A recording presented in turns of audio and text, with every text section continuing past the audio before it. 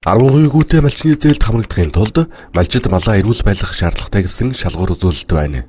Энэ шалгуурыг хангахын тулд малчид хэрхэн анхаарах ёстой вэ? За энэ малчтад олгож байгаа зээлийн асуудлыг ингэж хөнгөлсөн нь бол бас чухал асуудал гэж ойлгож байгаа тийм. Тэгээ энд дөрөж байгаа хамгийн нэг шалгуур үзүүлэлт нь бол малаа эрүүл байлгах ёстой гэж. За малаа эрүүл байлгах гэдэг юу гэсэн юм бэ гэсэн асуудал гарч ирнэ л да. Тэгэхээр энд бол хамгийн гол нь мэдээж малчин хүмүүс бол бэлчээр усан зөв тохируулах ёстой. Тэр одоо мал амьтны амьдарч байгаа орчныг эрүүл байлгах ёстой гэсэн үг тийм. За хоёрдугаарт нь бол мэдээж малаан бол мал эмнэлгийн өдөр тутмын биш байлаа гэхэд үзлэг шинжилгээнд хамруулж авах ёстой. За үзлэг шинжилгээнд хамруулаад юунд хүрэх гээд байгаа юм гэхдээ зэрэг таны мал ямар өвчнөр өвдөж болцсохгүй вэ? Эсвэл танай мал одоо ямар өвчин эмгэг байна гэдгийг цаг тухайн үед нь оншилчих юм бол нөгөө малаа эмчлээд эрүүлж өвчнө гэсэн эхний алхам. За дараагаар нь ерөөсөө мал эмнэлгийн үйлчлэгийг үзүүлэх хуваарийн дагуу бол угаалга, туулгалт, тарилга дамруулах хэрэгтэй. Одоо хондоо юу гэдгийг хавар одоо ингээл 4-5 сараас авахгүйлал туулгалт тэгээд одоо нэр бүхий халдварт өвчнүүдийн вакцинжуулалт за тэгээд зуны зөвхт угаалга, намар боловсруулалт, ахаад тарилга гэх ингээл энэ одоо графиктай бүх юмд малчинта өөрийнхөө одоо малыг бүрэн хамруулаад байх юм бол нөгөө зээл авах гээд очихдоо та бол бүрэн хамруулчихсан сайн малчин хөтөлбөрт хамрагдах шалгуураа хангацсан юм л байх. Хөдөө орон нутагт малын эмч мэрэгжилтнүүдийн хүрэлцээ тааруу байгаагаас болж малчид цаг тухайд нь мал сүргээ тарилга туулганд хамруулж чадахгүй байна. Ийм тохиолдолд малчид яах ёстой вэ? Тэгэхээр Монгол улсад өнөөдөр 50 эдэн сая мал за 2000 гаруй мал эмч ажиллаж байгаа. Тэгээд ингээд бодоод үзэхдээ зэрэг нэг мал эмч чинь бараг одоо удлаа хэлсэн 500 мянга гаруй болчихж байгаа үз. Тэгэхээр энэ бол их хүндрэлтэй асуудал л да. Тэгээд манай нутагт чинь юу вэ? Хамгийн наадахын малчин 20 км тэгэл цаашаа ялангуяа говийн нутагт бол 100-200 км явна шүү дээ. Тэгэхээр энэ асуудал дээр бол бид нэр малчидтай шалгуур тавих хажуугаар мал эмнэлгийг яаж чадваржуулах вэ? Эсвэл яаж материалын баазыг дээшлүүлэх вэ гэдэг дээр давхар бодлого явуулах хэрэгтэй гэж ингэж ойлгоод байгаа юм л да. Зүгээр яг олон төслүүд байна. Гадаад дотоодын төслүүд зөндөө байна. Тийм ээ одоо тийм өвчний эрүүлжүүлэн тэрийг одоо сайжруулан тийм вакцин хийлгэн гэл ингээл эднийг нэгтгээд нэг явуулаад тэгээд одоо ялангуяа сумандар байж байгаа малын эмнэлэг суманд бол одоо өнөөдрийн байдлаар зарим сум бол 10% мал эмнэлэгтэй байна. Зарим нь бол ганц хувийн мал эмнэлэгтэй байна. Тэр үл яг нэгдүгürt боловсон хүчний байршлаас хамаарчаад байна. Хоёрдугаарт малынхаа тооноос хамаарчаад байна. Тэгэхээр энийг үл их тэнцвүүлж өгөх хэрэгтэй. Өөрөөр хэлбэл хөөхөн манай малчин байна. Миний мал эрүүл байх хэрэгтэй. Би зээлд хамрагдах ёстой гэд явж итэл нөгөө үйлчлдэг мал эмнэлгэнд байхгүй бол энэ асуудал унана. Тийм учраас бол хоёр дахь асуудал бол ерөөсөө сумын мал эмнэлгийн үйлчлэгээ, боловсон хүчний чадвар, материалын бааз за энэ дээр ялангуяа засаг даргын оролцоог бол маш сайн нэмэгдүүлэх ёстой.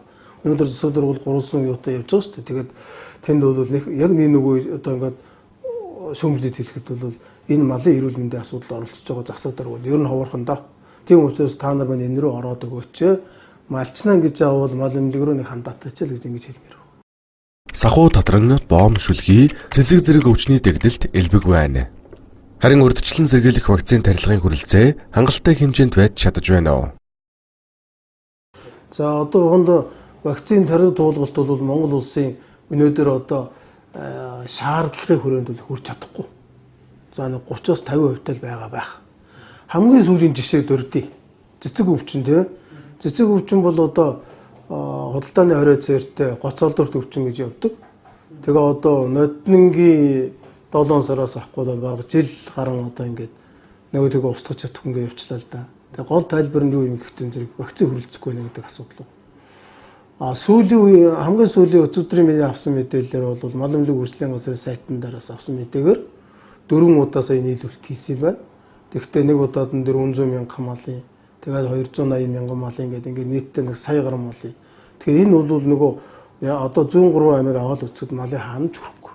Тэгэхээр энд бол нэгдүгürt үйлдвэрлэлээсээ баг гарч ирж байна, цөө дуутай гарч ирж байна. Хоёрдугаарт үйлдвэрлэлийн технологи нь хурдан хугацаанд хийх технологи байхгүй. Тийм учраас үйлдвэрлэлийн технологиг л маш өөрчлөх ёстой. Өнөөдөр тийм ээ. Хондоо нэг хийхэд одоо 3 сая мал гэж байт юм. Тийм технологиг өөрчлөөд бидний хэлий ярьдгаар бол одоо 9 өсгөрт вакцины шилжүүлээд одоо ингээд хийх юм бол одоо энэ боломжтой. Тийм учраас энд бас нэг харах асуудал бол вакцины технологиг шинжлэх энэ асуудал яригдчих. Мал зүргийн эрүүл мэндэд анхаарахын тулд вакцины тарилгаас өөрөөр ангаах чанаржуулах боломжит аргууд байгаа юу? Тэгэхээр ерөөсөө бэлчээрийн Монгол мал буюу манай Монгол мал аж ахуй нэг том онцлог байгаа шүү. Дэлхийгээс ялгарх. Энэ юу юм гэхтэн зэрэг түрүүний миний эхлээд ярьдаг бэлчээр ус хоёрын асуудал тийм ээ. За дээр нь мэдээж агаар магаар гэдэг ингээ оруулахгүй яах вэ? Тэгэхээр Монголын одоо хуучин мал аж ахуй гөгжиж ирсэн арга энэ одоо хэдэн мянган жил авч ирсэн энэ туршлага дотор байна шүү дээ. Бэлчээрээр эрүүлжүүлнэ гэдэг асуудал байгаа. Би жишээд өрдөө.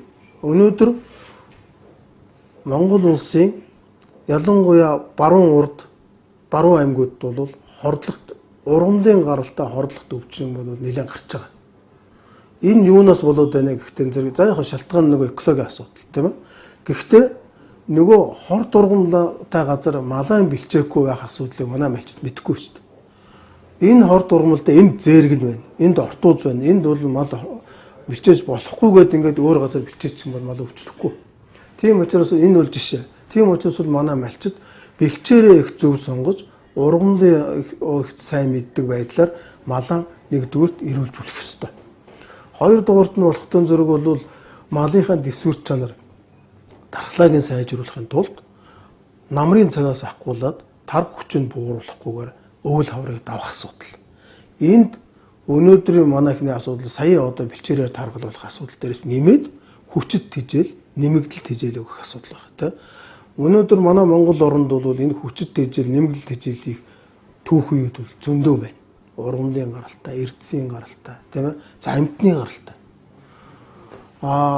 Одоо мал аж ахуй эрдэмтдийн хүрээлэнгээс 78 онд санагдаж байна. Малын тэжээлд хэрэглэж болох 140 бэлтгэл гэж ном гарсан юм. Тэр одоо хаяр нэг байна л да. Над тус нөгөө байдгийг. Тэр үл дахиж хэвлэгдээгүй дахиж гарч ирээгүй. Тэн дотор үл ёстой нөгөө бор хомоолоос авахгуулаад тэгээд амтэн эрд бүх юмыг зөвхөн тэнд бол шинжлэх ухаан хэрэггүй. Уусаа манай мал аж ахуйч өөрөө шинжлэх ухаан шүү дээ. Ерөөсөө л малчны хотод ийм байдлаар нэмэгдэл тэжээл хийнэ гэсэн бүх технологи тэнд явж байгаа. Тэгэхээр тийм байдлаар одоо манай малчид тэрийг хийгээд малаа сайхан турхаас нь өмнө тэжээчих юм бол нэгдүгürt малч нь өвөл хавардан сайхан гараад ирнэ. Сайхан төлөө авна. Дараа жилд нь малч нь ахаад таргаан сайн авна. Хамгийн гол асуудал дэсвэртэй дархлаа сайтай учраас өвчлөх магадлал буурна. Тийм учраас бол та малаа эрүүлжүүлэх гэж байгаа бол энэ хүчит тэжээл нэмэгдэл тэжээлийг хэрэглээч л гэж ингэж хэлмээр.